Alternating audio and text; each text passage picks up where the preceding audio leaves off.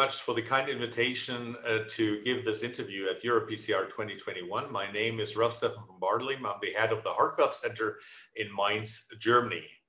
The first outlook dealing with the Tendyne TMVR option is to look at the 2-year outcome data.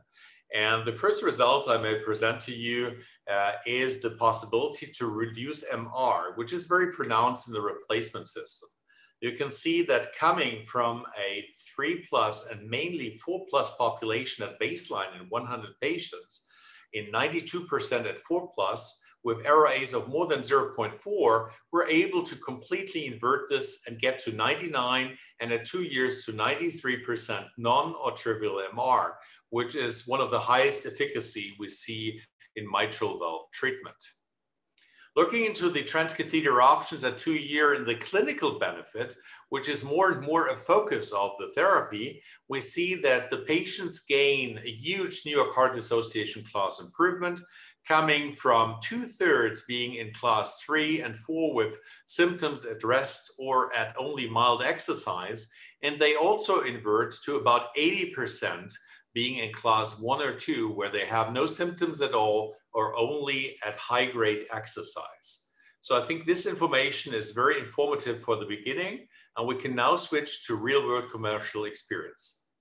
It is now my pleasure to show you the first 2 slides from the late breaker trial, which is a single-arm registry in Europe encompassing 26 sites with, in this first analysis, 96 patients. So this is the largest European and commercial real-world patient population to date.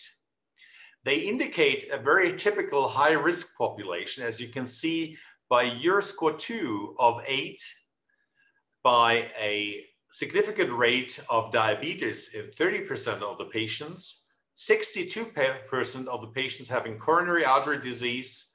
Prior mitral intervention was present in 12.5% of the patients.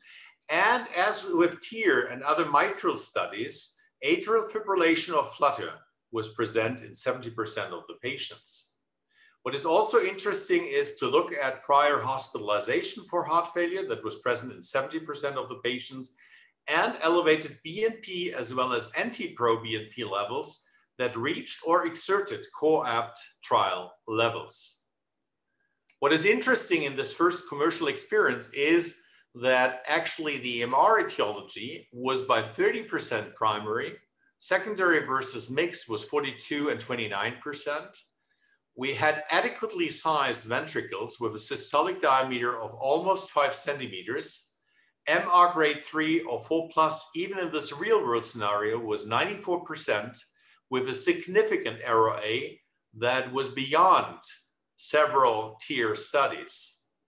You can also see that one of the biggest concerns in patient selection was achieved. The neo-LVOT was large with 440 millimeters to the square, plus minus 145.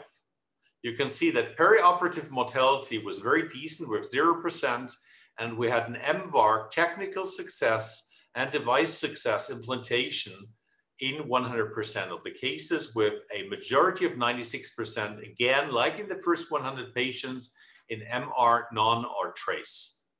There was a very small number of paravalvular leakage that never exceeded minor. And please note that both stroke at 0%, myocardial infarction at 0%, and with a transapical approach, major bleeding was very low in this patient population. The rest of the data will be presented or is presented in the late breaker Tendyne EU at EuroPCR 2021. The question for the heart team options is a very important question for each hospital or heart valve center. We see that we have a continuum of different diseases ranging from primary MR to secondary MR, but we also have different age groups, comorbidities, age, and also frailty indices that may prevent actually surgical repair in a significant number of patients. While repair on primary MR is the gold standard, we also have additional experience in high numbers, both in TMVR with more than 110,000 implants, and also the transapical Tendyne TMVR with more than 600 human implants. With this experience, we can treat patients that would face a stenosis after TEER or also have MAC, mitral annular calcification, that could prevent a safe operative surgical repair or replacement in these patients. And here, transcatheter options are very valuable to the heart team. So thank you for this possibility and invitation to actually answer your questions. And it's my pleasure to show you where the road is heading to. And we're gaining more and more information. One of these informations, mainly led by the US, is the Tendyne Summit randomized controlled trial with 3 arms: randomized cohort against the MitraClip treatment, a MAC cohort looking in a single arm registry on MAC patients with a transcatheter option, and the non-repairable cohort for MitraClip that is also registered in a single arm trial with 300 patients. Altogether, evidence in more than 800 patients. We also will gain information on more than 200 patients in the Resolve MR CE Mark trial that will be ongoing and starts recruiting in 2021. Thank you very much from Mainz for your kind attention, and I wish you a very successful and informative Congress at EuroPCR Online 2021.